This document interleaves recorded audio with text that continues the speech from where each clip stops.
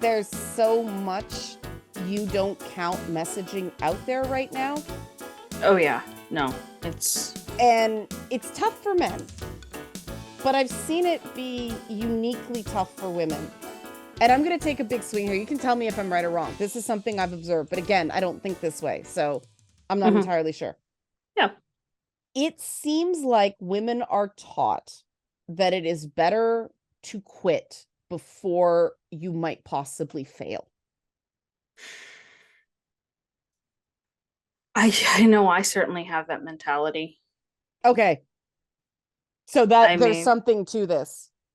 Because yeah. that's something I struggle with as a manager, that the first time I hear about, I've been paying attention to this a lot after we did the It's Not Therapy workshop. Because even people who are socialized female as a teenager and then transition as an adult have this tendency. I'm trying to figure out where it might have come from, because like I said, I know it's a me thing. I never really thought about it being as I'm trying to think of where that messaging could have come from me. Well, it's the idea that women are innately good at things. Men learn. Because the hardest people on me when I try something and it doesn't work out are other women. You know, I had to retrain what it meant for somebody to give me a hard time about something. Because when a woman says it to somebody, when a woman's critical, oh God, it's a horrible thing, right? She must really hate you. Men say it, it's just, no, they're trying to help. Yeah. I have to remind myself a lot of the time that it doesn't mean the same thing coming from a man as it means coming from a woman, which sucks, right? Because I talk to people the way I would want someone to talk to me, because it goes the other way too. Women aren't given feedback in work so they can approve, because, oh, they're afraid you cry, right? Oh, I don't want to upset her. I don't want to make her cry. And so the first time you find out there's a problem is when you can't fix it. Right? It's broken down. It's not working out. You never get a chance to correct. And so I always try to make sure that I tell somebody something. Somebody always gets a second chance. And I have to remind myself that it is going to hit much harder on someone's socialized female, because it's and I'm not saying some guys don't have this problem too, but it's I did a bad thing versus I am a bad person. And the jump from I did a bad thing to I'm a bad person is at a much lower threshold with people socialized female. And the fact that it's socialized female, not innately female, tells me that this is a socialization thing. This isn't about estrogen or hormones or anything like that, right? Yeah. It's interesting because like most of my friends are guys. I wish I had more feminine friends that I could be super girly with and just talk about frills and makeup and go out to high tea. But most of my friends are guys, and especially my best friend. And it's been really, I'm very hard on myself. And he's just like, you're beating yourself up again. Just stop that. Like, but it's awful and I'm horrible and I made a mistake. And it's like, no, you had a very rough draft. You can fix it in editing. But you know what? You are one of the most resilient people, girly girls, I've ever come across. No, I'm serious, Song. Like, the reason I like this show so much is I have tried with so many other women. The minute it gets tough, they bail. So it's not just you. Like, it feels horrible, I know, but Trust me, there's a body count a mile wide before you. I've been trying to do something like this for ages, but you just, the minute there's any sort of disagreement, a lot of women just, it's the same reason I love doing Tristan's stream, Nerdette's Newsstand, is people can have different opinions on something and it's okay. Yeah. It you know, and so obviously there's something going on here. And it's like I haven't had a choice but to be resilient. You know, my life has been such that, like, if I hadn't learned how to bounce back at all, I wouldn't be here. I'd be either dead or I'd be completely insane. Or So you'd be, you know, married off to someone and quietly miserable.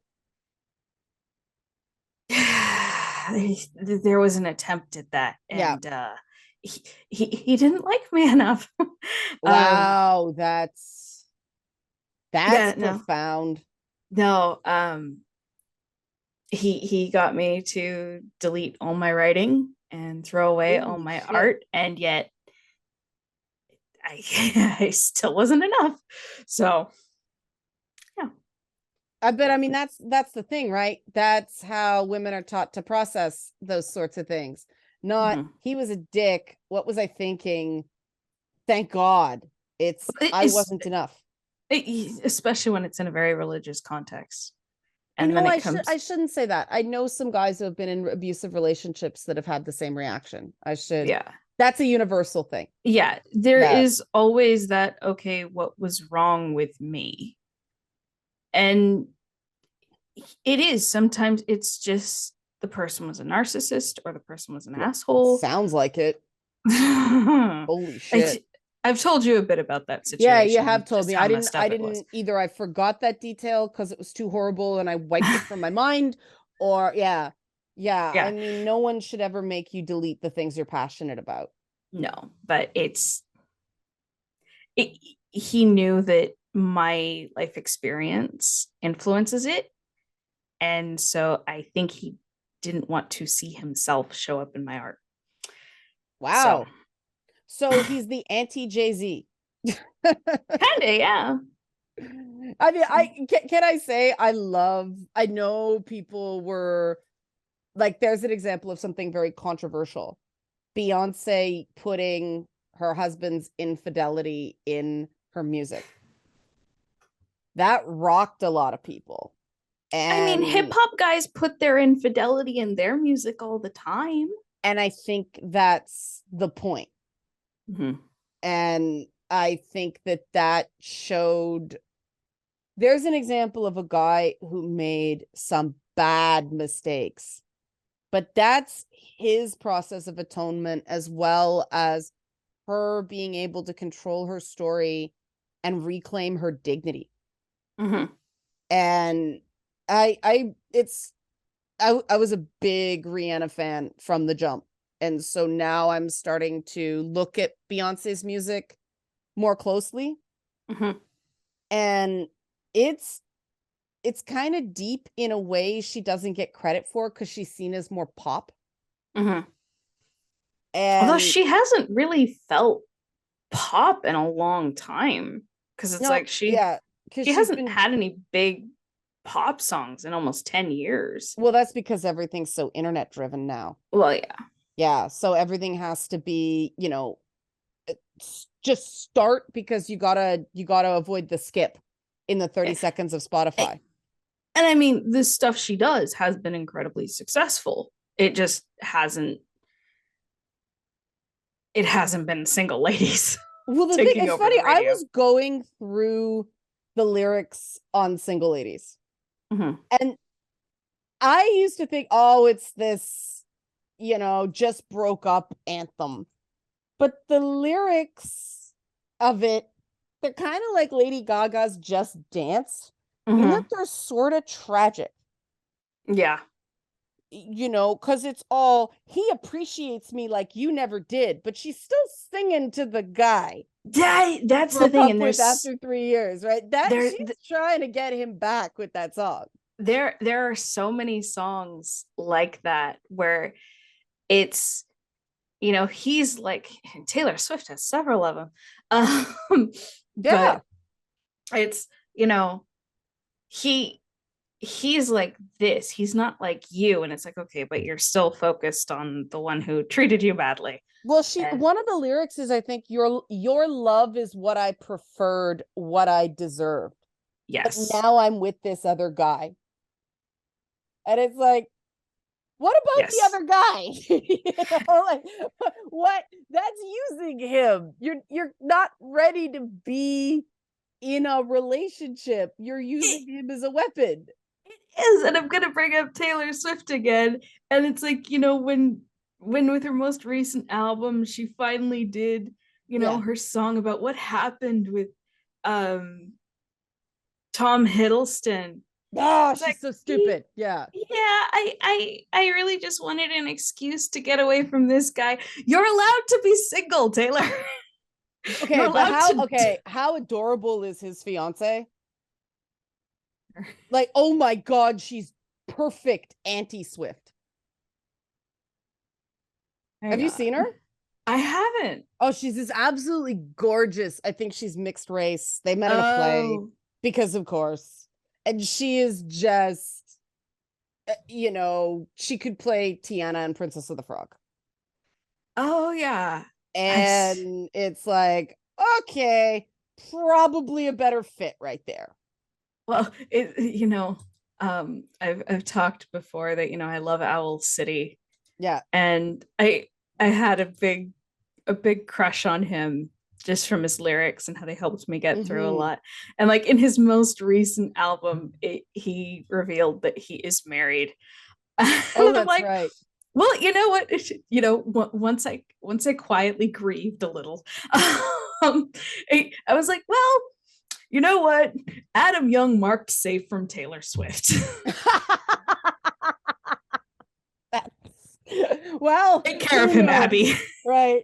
Who knows? Oh, there was a bunch of drama with that, but it was kind of funny because it's like, I remember reading an article recently about how women were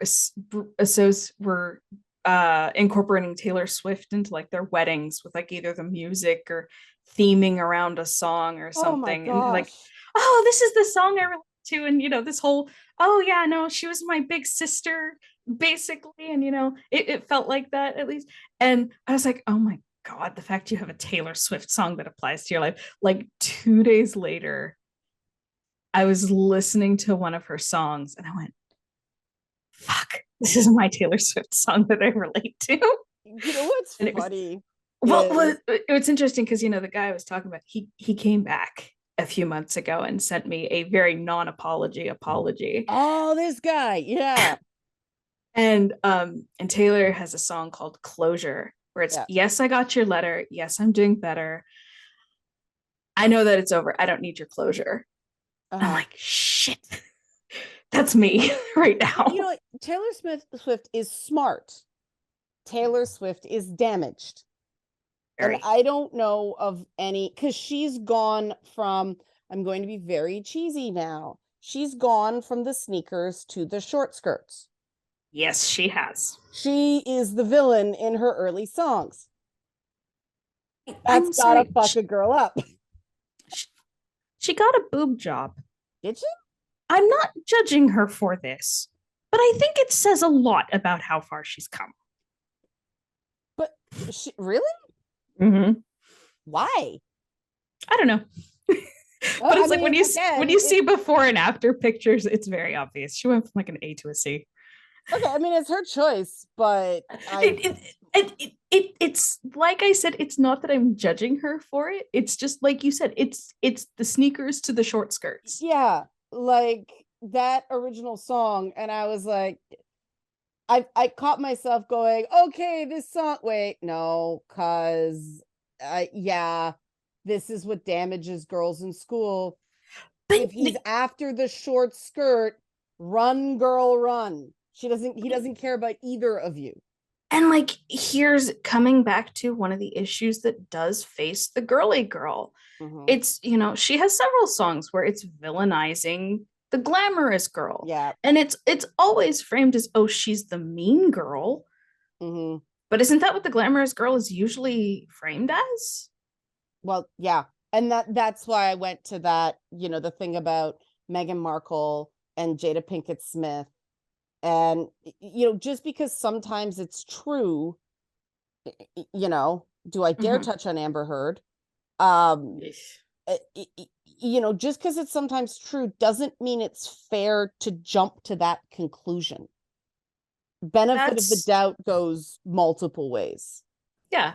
And that's why, one of the things in my writing is it's like I like having this massive cast because it lets me have so many different types of people, Right. especially women.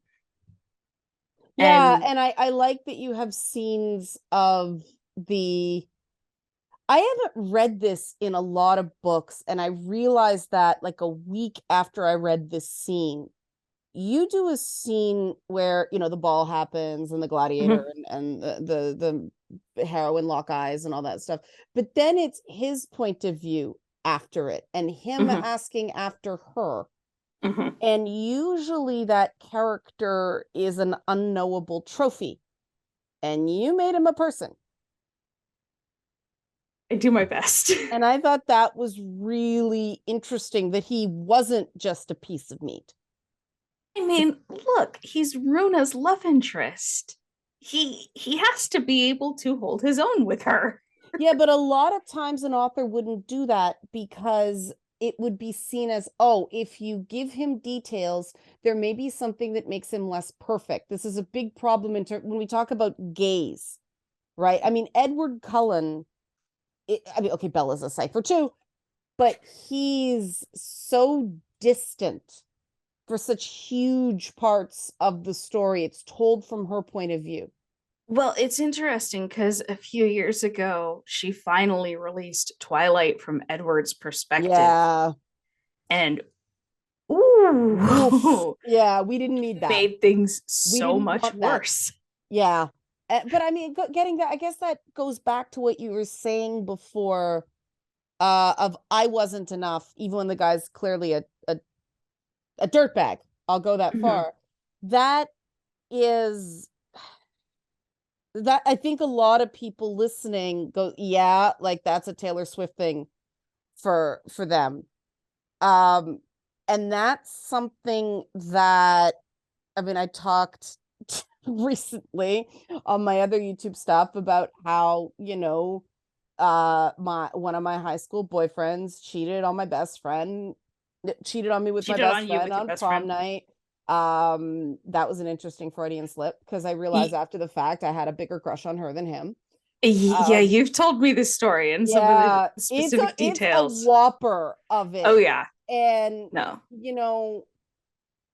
that what's wrong with me thing wasn't my reaction. My reaction is I'm not proud of this. I went to confront him and it ended up in a fist fight. I hit him in the face. That's And very you. it is very me, but that's not like it's awful, right? This is not something I say as a triumphant moment that probably would have got me arrested now. True. But that's not a normal reaction, right? And it Mhm. wasn't even right away. It was um I forget, but basically it happened and then I don't remember the exact details because they don't matter. It was stupid teenage drama. But I remember like he broke up with me. And you broke up with me. Like it was just what on what world does this make sense? But I think a lot of guys do that stuff trying to get caught so they don't have to be the one that breaks up. Because again, don't want to make the girl cry. He chose poorly. But that I tell this story because because I do a lot of guy content and there's men who think I'm faking or I'm grifting because no, that can't possibly be the way you reacted. It was. Right? And these are the same guys that complain about how awful women are. Women are not a monolith. That's the whole purpose of this show. And it's like I started following you during the Last of Us 2 drama. Okay. Like I found Well, you some good came from it. Yeah. Okay. yeah, so it's I'd found you before with your feminist frequency Right. almost made me quit writing about video games article. Then found you again during quarantine and with the Last of Us 2 stuff. Okay. And that's when I started following you. And so it's like that's how long I've known you. Yeah. And then we started talking on Twitter and stuff like that. And it's like, so at this point, I think I know you fairly well. And I'm like, yeah, no, that's exactly what you would do. That's like, her. Yeah. That's Liana.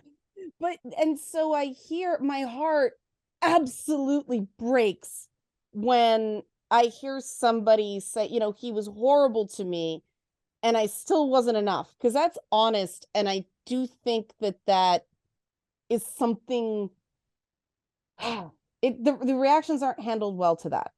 You know, because people have the right to feel anything they want about something awful, you know, about a rejection. Yeah. Because if people can't feel what they feel, then they can't work through it. Yeah. The thing and, about, you know, the thing about that is, I mean, we really should examine why people go there. And I do think it's because that thing you talked about with, I mean, the whole agreeability thing is the technical term, and why this is why I don't like the big 5 personality traits, because they viciously enforce gender norms. Because they become, instead of just, well, women are more agreeable than men as a rule, that's an observable thing, they become expectations of, yeah, we are normal. required to That's be right. more agreeable. That's right. And it's seen as, well, women just are, so why aren't you nicer, bitch? And, you know, I'm saying this again, another red pill talking point is this saying, women are, men become. And it's and you like, know what? That is an observable thing. The red pillars are right sometimes, but that's not innate. I think a woman's journey of becoming is much quieter. Well, it has to be done in private, which is why I think a lot of women quit before they fail, because it's a debutante, right? You show up as this perfected, just had her period pseudo woman, and that's it. And like you look at Austen, and especially in Pride and Prejudice, Elizabeth does an extreme amount of changing over the course of that book. And it's always, she's sitting, all her girls have, all of her women have points where they are sitting somewhere alone and thinking about things. And it's a quiet place. It's a place of introspection. And it's like with Pride and Prejudice, when she and Darcy finally talk, you know, he tells her, I had to do a lot of thinking as well. But he was also the one who had to make the grand motion to show her, hey, I listened to what you said. I took that to heart. Elizabeth didn't have to make a grand motion. And I don't think that's also it wasn't done. Yeah, like it just wasn't done. You have to sit and you have to wait. Okay, I'm getting ahead. Finish your thought, because I want to talk about that one too, because that's an interesting tomboy story. Yeah, and I don't think it's inherently bad for men to have to make a big gesture, because I think in many ways it does, and maybe this is a bit of a biased take, it does feel like there are more risks in a relationship for women than for men. And I hesitate to say it a bit because there are obviously risks on both sides. Right. But again, also, I'm old fashioned. It's like, please just make the grand gesture. I will bring you flowers. Just don't make me be the one to do the big grand gesture. Well, that's the thing, right? There's no perfect person for everybody. There's the perfect person for, it's the Eowyn Faramir thing. Mhm. And why I love that scene in the Lord of the Rings books in Return of the King, and why I was so upset it wasn't it, because that was like, all right, this is amazing. I love these two. But I was a woman who asked, well, everybody out, but men. Mhm. It gets fucking weird, let me tell you. And guys have fought me on this, but a lot of guys don't know how to handle it. Women, even if they're not into women, they like the attention. They know Mhm. how to handle it, right? It's flattering. But men, giving a guy flowers, not a risk-free behavior. True. And I bet a lot of guys listening, oh, I would love that. But that's the point, guys. You're special, and I salute you, and I stand you, and we need to connect more people with similar stuff that way. Yeah. And it's again, it's something my best friend I have talked about. And he's like, guys want flowers too. And I'm like, yeah, no, I can work with that. They That's actually fine. on 911, the base 911, Angela Bassett's character, Athena, and her on-screen husband Bobby brought each other flowers on their 4th anniversary. And it was, oh my God, it was the best. They are one of the best relationships on TV.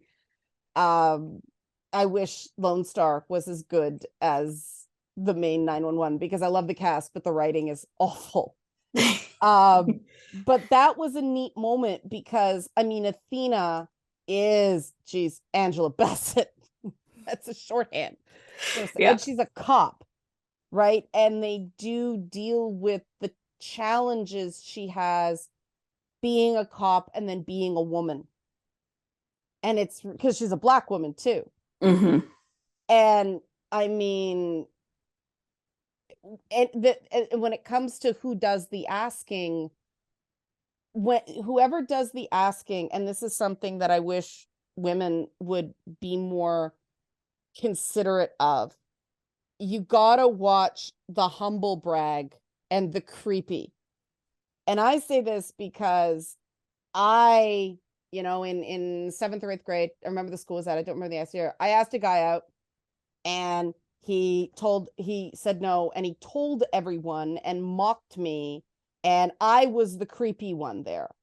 Mm-hmm. And having been on the receiving end of it, like, you all think about that and go, that's a really low, cruel, not gracious thing for him to do.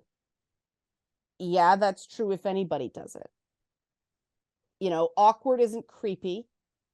If somebody expresses appreciation for you, and it wasn't, do you want to go out? It was just, do you want to dance? It was at a dance. And I'm like, why shouldn't I ask a guy? Oh, that's fucking why. Holy shit. That was 3 weeks of my life that were absolute misery. Yeah. And it wasn't like he was one of the most popular, typical jock guys. It was just a guy who happened to be a friend of mine. Wasn't a friend after that, but hope not. It just, people are, and let's face it, what I determined about that age is that you're so young, dating isn't actually about a person liking another person. Dating is something you're supposed to do to conform. And see, that's one thing I do still kind of like that I learned in the Christian space, is this idea of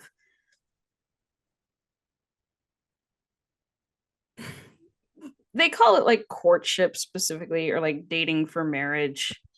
And a lot of Getting to them are know the person before like, you hook up.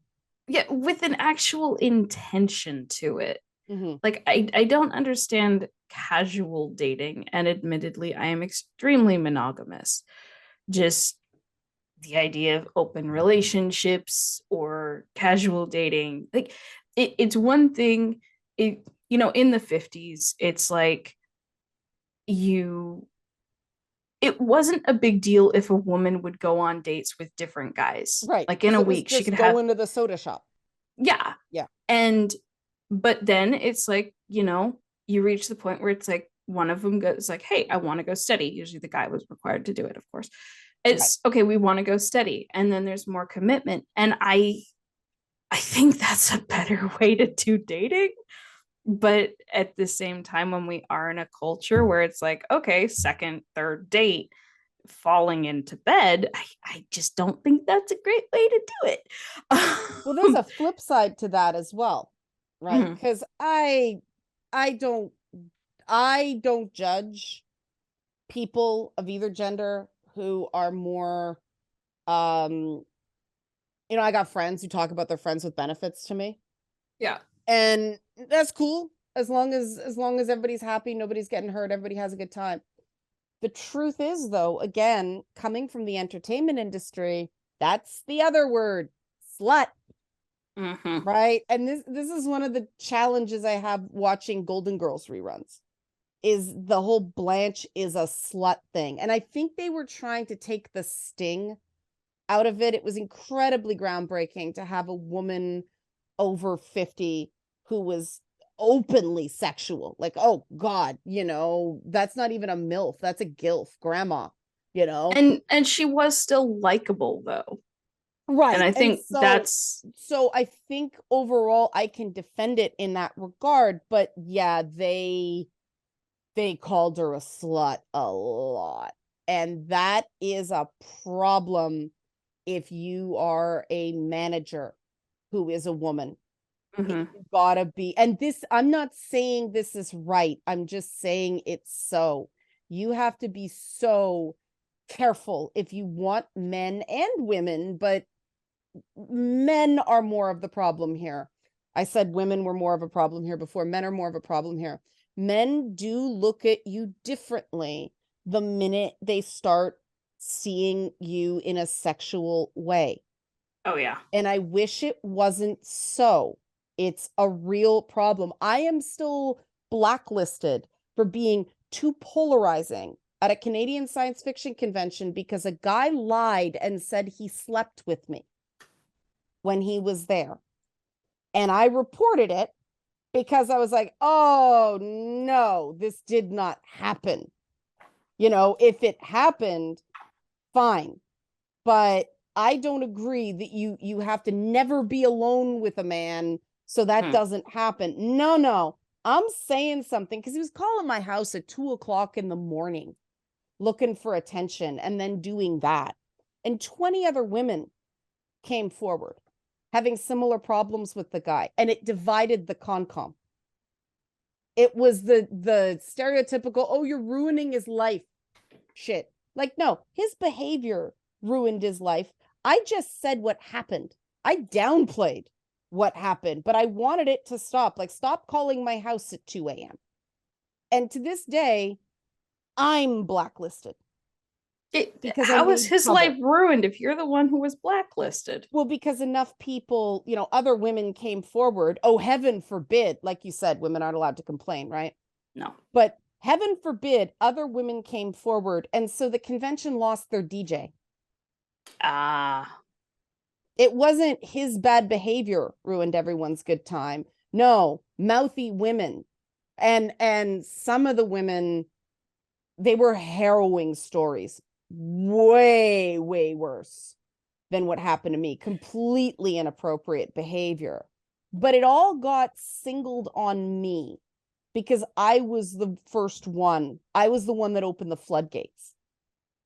And ironically, the female stalker I have is in contact with him. Oh, of course she She's is. dropped certain things that I know, oh, okay, that came from that person. But oh yeah, I'm so bad for women, but the woman stalking me is in the guy totally did it. Like that's the thing. He totally 100% did it. And the expectation was still women need to shut their mouths. And that's messed up. Now, guys are saying, oh, we're expected to shut our mouths too. Again, this is two women talking. I'll talk about that on Manly Monday, right? Yeah, no, this Two Women Talking is a look into the female experience from Right. From two multiple very different, angles. yeah. So don't complain that men do. I do content for that, guys. You complain about that as well. I recognize the screen names, fellas. But yeah, I mean, but we focus a lot on men But what was most shocking about that one was that women who, in one case, a woman who volunteered at a rape crisis line, didn't believe me. And, you know, when we talk about other women enforcing this stuff, that's the stuff that's weird. And I am fully aware.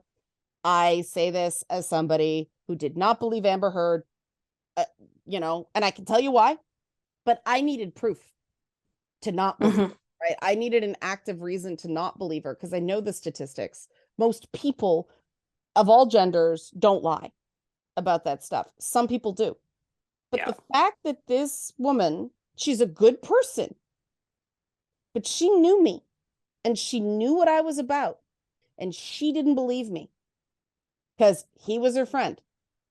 It's so telling the way this idea of sisterhood is just an inch deep. Women are awful to each other. And that's part of why I don't have more female friends, is because women are scary. And you say this is a girly girl. Oh my. No, when I was bullied in school, I was bullied by everyone, really, because I was so different. But the girls were the bad ones. Except for that time, some of the boys decided to vandalize my bike because they wanted to see me fly over my handlebars. I've had a really traumatic life. Wow. It's sometimes I just have memories of stuff that happened and I'm like, gee, no wonder I'm a mess. Yeah, I mean, if you just punched more guys in the face growing up. No, I'm kidding. That's not advocating violence. That was a joke. It's kind of funny. It's kind of it's interesting because my sister did that. Yeah, I mean, when she was in kindergarten, and like we went to a very like holistic private school where it's supposed to be it's a Waldorf school, or in Europe it's called a Steiner school, but it's very head, heart, and hands, and talk about our feelings, and the boys and the girls learn to knit and to sew and all this and to cook. And so, but apparently on the playground, one of the boys was harassing her friend, and she and my mom had just been sick for a week, and they spent the whole time watching Rocky movies. And so my sister just popped this kid, and she was like 6 or 7. And the teacher called my mom in, and she's like, so this is very serious, you know, this happened. And my mom was just trying not to laugh. And it's like, my sister didn't get in any trouble at home. We were proud of her. And it's like, come on, guys. I write about gladiators. I'm not a pacifist by any means. And I mean, it's funny because I don't think violence solves problems. But no, it doesn't. But it does. Sometimes it helps. What I do think is that we train girls to be passive. And then go, well, why aren't there more female CEOs? Why aren't there more women leaders? Well, because the way we're socialized is completely incompatible with that lifestyle. Even though it didn't take with me, I still feel the effects.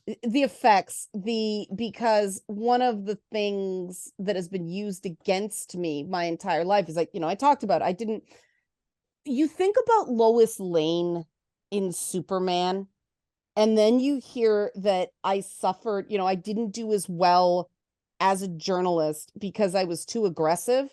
That sounds insane. But I mean, you gotta remember the guys who make decisions at gaming websites, right? But, you know, the women who are shown in games are not the women who get ahead in. More and more, I'm meeting some really great female devs, and they are very dynamic and they're sassy and all that stuff. But they still really struggle with asserting themselves. There's a few that are they're phenomenal. I just love them. They're raw and amazing. but there are a lot of, you cannot self-advocate the same way. You are seen as bossy or bitchy or crazy or a whole bunch of other things. This is awful, but it is true. You need a man to vouch for you to get in the door. And one of the reason I finally got fed up and started my own, Mary Just and I are making Song of Sparkle Muffin. One, it just kind of happened. I'm like, hey, I made a story about a game. Let's do this. But also I knew, because, the escapist changed ownership and that was the one person who was going to vouch for me. I knew that wasn't going to happen. And I know guys who need to do the same thing. You need somebody to vouch for you because corporate culture is so significant in game dev. They want to know you're going to fit. You're going to fit with the cliques. And I use the word clique deliberately. Again, I'm not saying it's right. I'm just saying it's true. It is what it is. It is what it is. And so I had to make my own path, and it's tough. It's slow, but at least I can provide a few opportunities. I can sell a few copies of Calidus Chronicles. I'm doing what so many people say we should do. And then when it comes to actually doing it, make every excuse why they don't. Yeah. And I'm very well aware that like the only reason I've sold as many copies as I have is thanks to you and to Women Talking and the fact you've given me this platform. And okay, that's a segue. You didn't intend it, but that's a segue. Okay. Because I want to talk about imposter syndrome and why I think that's much harder. Okay. Tomboys feel like imposter women. Girly girls get hit by imposter syndrome a lot more, I think. Oh, yes. Because, and I think that part of it is just the number of other people we're able to talk to. Like, we can talk to men and they talk to us. Like, honorary guys get a bad rap, but it can really help you in careers. Because again, they don't see you as a sexual being, so they talk to you like one of the guys, which means they talk to you. And every guy I know had help. Every guy I know. Yeah. This idea of self-made, the self-made men who came from a rich family and got $250,000 to start his company from his parents. Yeah, real self-made right there, right? Yeah. Most guys in game dev go, no, I did have a mentor. I did have help. I had opportunities. My dad taught me how to build PCs when I was 14. They recognize. I think that because women often, I was the first woman, second, but the first woman on my mother's side to go to university. Nobody had any idea how to support me through that. They had no experience. Yeah. That makes it much harder. It's the same thing in business. It's invaluable to have somebody go, something happens and oh my God, the world's ending. And for somebody to go, I got you. Don't worry about it. This is not a big deal. It happens to everyone. If you're trying to do something forward facing and you have been taught your whole life to bat your eyes and drop the handkerchief and people have to pursue you, that's in direct conflict. No matter what you do, no matter what choice you make, some part of your training says you're doing it wrong. Is that your experience? Yeah. Okay. Yeah, because it's like even something you and I have talked about in the past is it's like I don't want to promote myself too much because I don't want to be obnoxious, but like I also like kind of barely promote myself. That's which is why I start all the time and go Calidus Chronicles Volume 1, shameless plug, because I can do it. You can't. A guy can get up there and go, I am the greatest, right? It's almost a meme. Women can't. That's real. And we have to recognize that. And that's why, it's what do they call it? Tall poppies?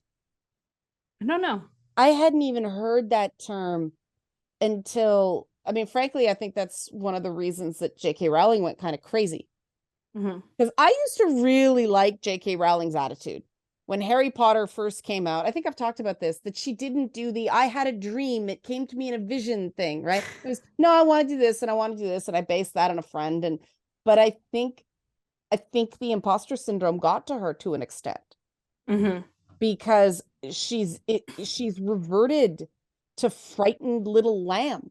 And an interesting thing is, you've talked about how a lot of elements of Harry Potter are borrowed from other creators Yeah. and not done well. And like a lot of my writing is also borrowed from other places. Like there's one character who I told you the other day, look, I saw this character in a show. I really didn't like how they did it. So I said, I can do better.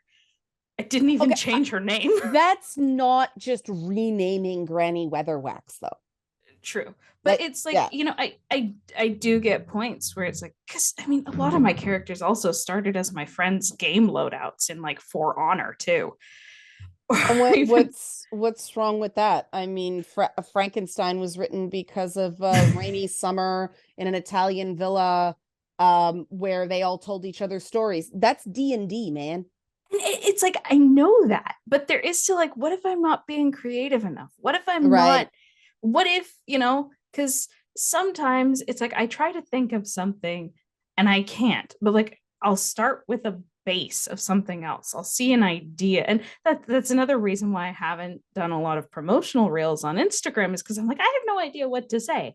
But I'm Mhm. almost scared to go and look at what other authors done, because I'm like, is that just me leeching off other authors and stealing ideas? Am I really just not creative enough to be doing this? It's funny because that makes me think of the back cover blurb we did for Calidus, and you were this, that, and that. And Pretty then I found much. one paragraph. I'm like, this, start with this. And we did it in like what, like an hour? It was 2 minutes. done. But I think I was at work too. it's so hard to do with your own work because everybody's too close to it. And that's the thing. Men tend to have these professional networks, Mhm. not friends. Women have a lot more friends, but they have professional networks where they can contact a guy and go, "Hey, can you have a look at this?" And they can know that a guy probably won't steal their shit. That's not always true, but I don't know if I can talk about that right now. But, most of the time it's like, yeah, it's entourage, right? You Mhm. have this group of guys you came up with, and if one does well, everybody does well.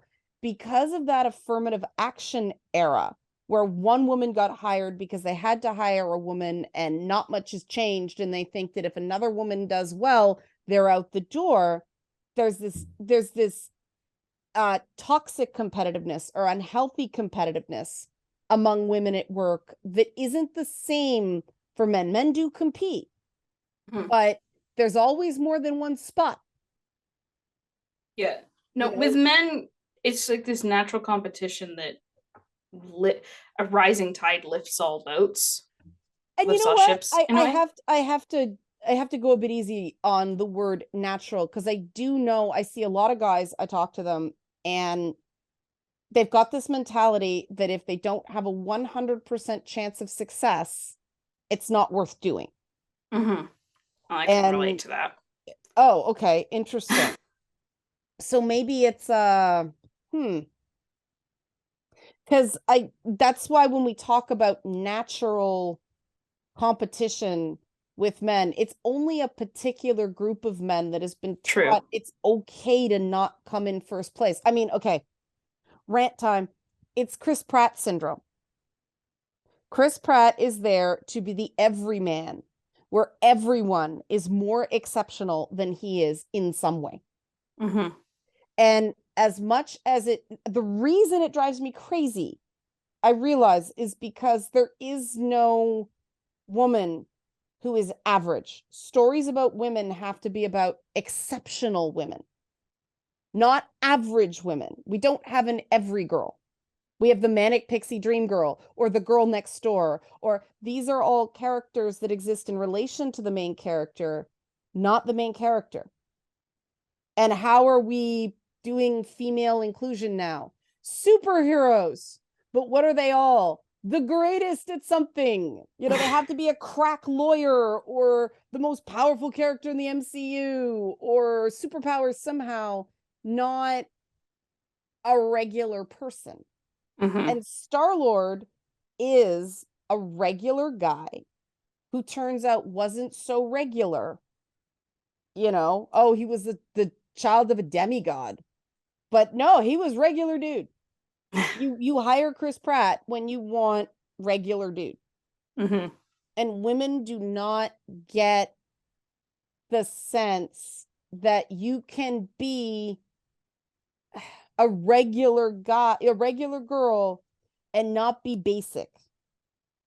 You know, everything has to be trauma or exceptionalism.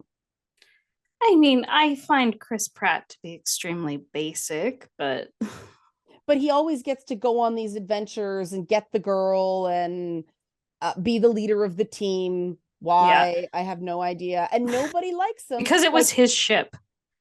But yeah, because it was his ship, which they tried with fucking Bo-Katan as well. It doesn't work the same way. No. But like, there's the thing. Chris Pratt is fucking loathed. Yeah. You know, don't tell me that somebody with the negatives of a Chris Pratt or even a Johnny Depp who's female would continue to work. Gina Carano got run out of town on a rail for way less. And let's face it, she didn't say anything hateful about anyone. She made a dumb pronouns joke and said something factually true about the Holocaust that people took offense to. That's what made me so mad about that, is because, you know, that quote she shared about the Holocaust, having spent a lot of time in right-wing circles, that's how a lot of them feel. Yep. And so, you know, she put something out there that is accurate for a lot of people who are now being radicalized and who are now being pushed further and further right. And it's like, but let's face it, Bill Burr said things that were way more contentious. Yeah. And so it's like bounced off The Mandalorian. Yeah. She put something honest out there. And it's one of those things. And I had a recent situation where it's like, I was trying to say, look, this is me. I'm trying to get you to see me and who I am and what I'm saying and what my experience is. And that's what she was doing. And I related to that because I've had a lot of the same feelings and I've seen others with the same feelings. And it was completely villainized. And it's like, oh, you wonder why so many people, men especially, are now going so hard for the red pill and all this shit because you villainized them. Because when someone stood up and said something, you drove her off the face of the map.